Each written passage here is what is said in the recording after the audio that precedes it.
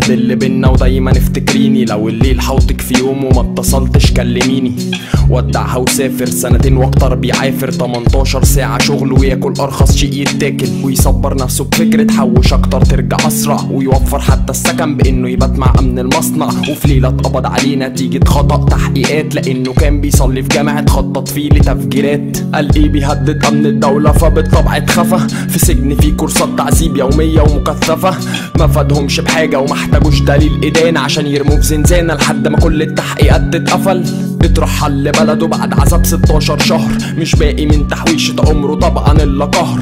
دخل على اهله البيت الكل حضنه في نفس الوقت، امه وسط دموعها قالت لابوه اهو عايش اهو صدقت. الحياة ممكن تتعبك والمجهول يبدأ يرعبك، بس اللي لا يمكن يحصل تتجه لله ويخذلك. اليأس نهاية كل شيء موجود لغاية، الشمس بتطلع كل يوم تقولك ابدأ تاني معايا. الحياة ممكن تتعبك والمجهول يبدأ يرعبك، بس اللي لا يمكن يحصل تتجه لله ويخذلك.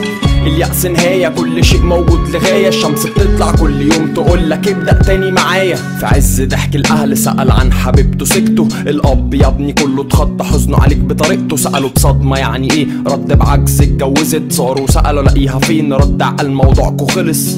لفترة اكتئب بس لانه مؤمن غلب الاكتئاب بفكرة لو كانت ليا كنت اتجوزتها. وبدأ من جديد بطاقة اول مرة اشتغل، واستوعب بالتدريج ان النجاح وليد الفشل. من شغله بره كان اتعلم طرق ادارة مكن، استخدامه هنا يضاعف الانتاج ويغطي التمن. عرض على اصحاب المصنع اللي اشتغل فيه فكرته، عجبتهم نفذوها وعينوه مساعدهم. واخيرا الحظ ابتسمله في طريقة رسمله، عشان رضي بنصيبه كان مخلص لله في عمله. حقق اكتر من اللي حلم بيه، بيت وزوجة وولد من غير ما يبقى في بلد، وكل حاجة عارفها في بلد. الحياة ممكن تتعبك والمجهول يبدأ يرعبك، بس اللي لا يمكن يحصل تتجه لله ويخذلك.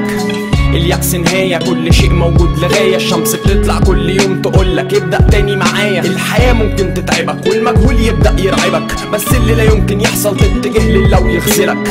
اليأس نهاية كل شيء موجود لغاية، الشمس بتطلع كل يوم تقولك ابدأ تاني معايا.